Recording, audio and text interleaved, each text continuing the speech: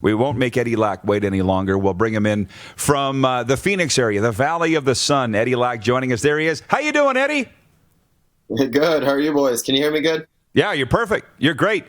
Do you have a favorite Seinfeld character? And if so, who and why?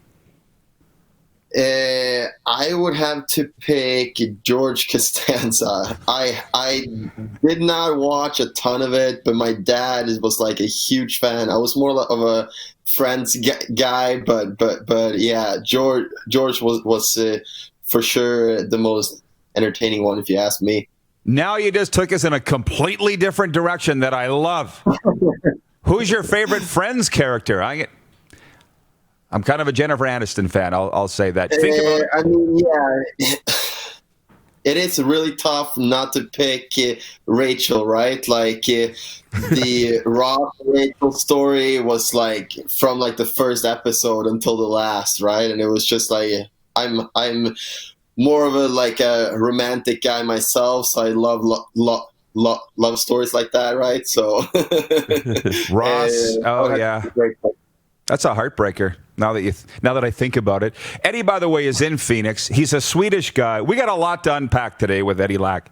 143 games in the National Hockey League with the Canucks, the Hurricanes, the Flames, and the Devils. But then he settles in Arizona, where most NHL alum do, because to me, it's the happiest place on earth. Maybe we would start there, Eddie. Why Arizona? Give us an update on your life, if you don't mind. Yeah, so we basically just came to visit here a lot.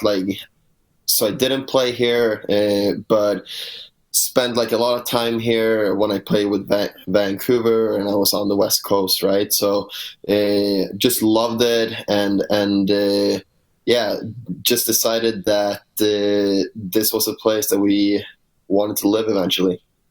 And then, so I just noticed that, I don't know if it was from producer Clark or how, Eddie Lack Real Estate. That's where you're into. I have so much respect that you're doing that. And he says it's only high-end stuff. Let's talk about that. Yeah, no.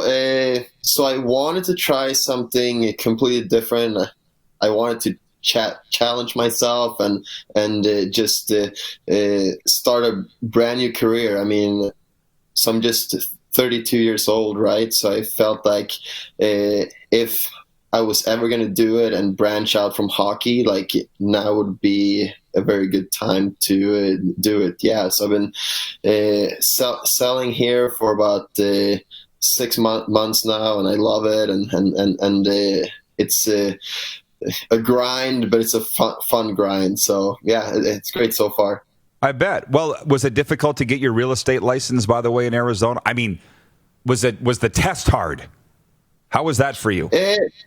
No, the school and everything was just like hard from the beginning because English is my second language. So first I had to learn the new language of real estate school and like the new words and everything, and like then I had to like put them into different contexts and like what do they mean in like real life, right? So that was the hard part, but once I got that down, the test itself was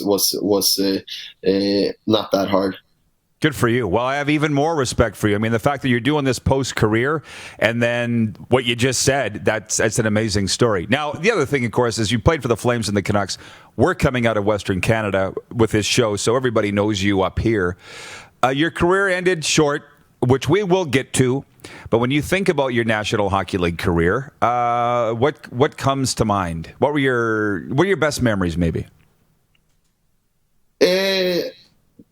The most favorite memory was probably when we made the playoffs with the Canucks. That was super cool. Like winning the World Championship with Sweden was probably the best one. Just like really cool to play with guys from like the same country and like kind of the same background and everything, and just like being able to win something that big was really cool. But just like the people that I met and like the experience that I was the experiences that I was able to have through hockey, and yeah, I mean, yeah, it's great. Eddie, Winnipeg Jets broadcaster Brian Munns is watching. Oh, not this guy. He has asked me to ask you, here, word for word, ask Eddie if he ever said anything he shouldn't on air during his time with the Moose. What's the story there? Well, so this was my first year over, and like, as you can tell, I'm stuttering at times, and I'm just like, I like speaking, but especially my first year over, my words and my pronunciations were probably not the best at times, and we had just lost like a big game or something. I dropped like one or two F-bombs on the air live with Brian. So yeah, he still hasn't forgiven me for that. And even though the whole week I did buy McDonald's to make up for it, but I guess he's still going to bring it up.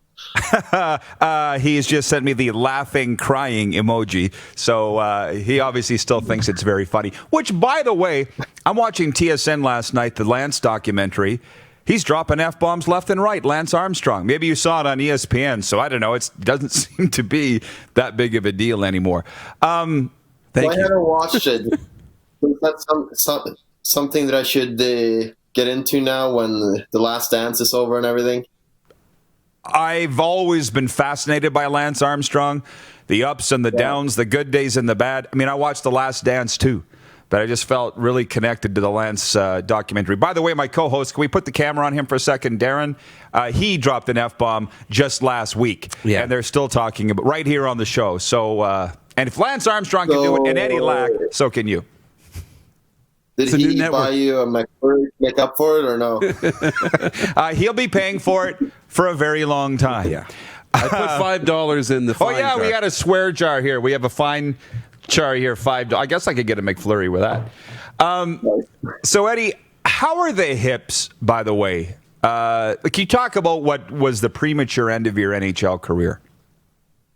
Yeah, I mean, basically my hips were bothering me for like the last 6 or 7 years, maybe. The year before my first NHL season, I had a hip surgery on my left hip, and that fixed like the issue and everything on that. But maybe like 2 or 3 months through my first NHL season, my right hip started to bothering me, and I was like, I really don't want to get like another surgery now. So I can't kind of just kept it good enough to play and good enough to just get through.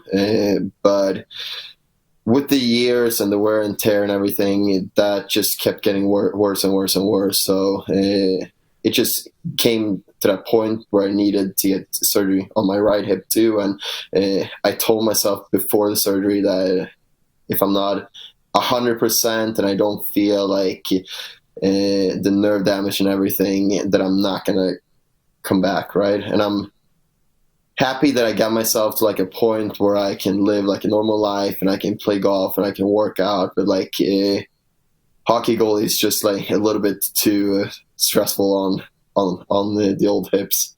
So on a day-to-day basis, you're not feeling any pain then, or have problems getting out of bed?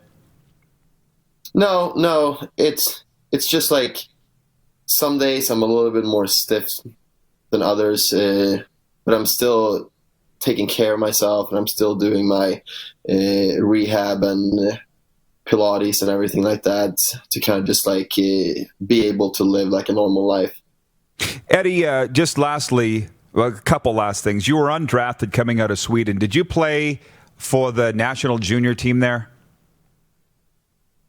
I had one tournament under 18, I think, but no under 20, yeah. Okay, I just wondered if you ran across a guy by the name of Ricard Gronberg, because my brother would be listening this morning, and do you know Ricard? I mean, he's been the head coach of the Swedish national team, the junior team, coach at the Olympics. Do you know Ricard? Yeah, so he was the coach when we won the World Championship 3 years ago now. So yeah. Okay, he was the best. He's the best man at my brother's wedding. So talk about a small world. Yeah, exactly. Well, Eddie, cool. This has been awesome. It's been a great update, and glad that things are going so well with it. You seem safe. I mean, as far as the pandemic goes, you guys and your family, everybody's safe down there? Yeah. And my family is safe back home in Sweden too. So so far it's been just like to like the point of just staying home and staying away from people, right? But we've been fortunate enough to not have any sickness in my family. That's good. Hey, I lied. One more question. It's from Brian in Vancouver. He wants to know, serious question for Eddie. He will laugh. What are the best tacos in Vancouver? Is there a story there? So I loved Gringos. So that's in Gastown, I think. And they made like a Loco Taco when I played there. And the price of that taco was whatever my goals against average was during that time, right? So when I played in Vancouver, I played a little bit better. So it was like $2.30 per taco, while like if I would have played in Carolina, it probably would have been $3 something. So. All right, Eddie, this is amazing. I appreciate the visit. Stay healthy. I hope we can do it again. Thanks, guys. I appreciate it. You betcha. And so Eddie Lack joining us from Arizona. And Doyle Benson says, good morning from Wendell Clark's, where it's Taco Tuesday. Coincidence? So what do you think, Doyle? Can we do this? Per taco, whatever, what's the goalie, Nullmeyer? Yeah. Of the Blades? Whatever his goals against average is. What a marketing idea. So That's a great marketing when idea. Monday comes or the start of Tuesday, whatever his goals against average is that week, that's the price of each taco. There you go, Doyle. For free. No charge. Wow. You're watching Rod Pedersen On Demand. For more of The Rod Pedersen Show, visit rodpedersen.com or follow Rod Pedersen on social media.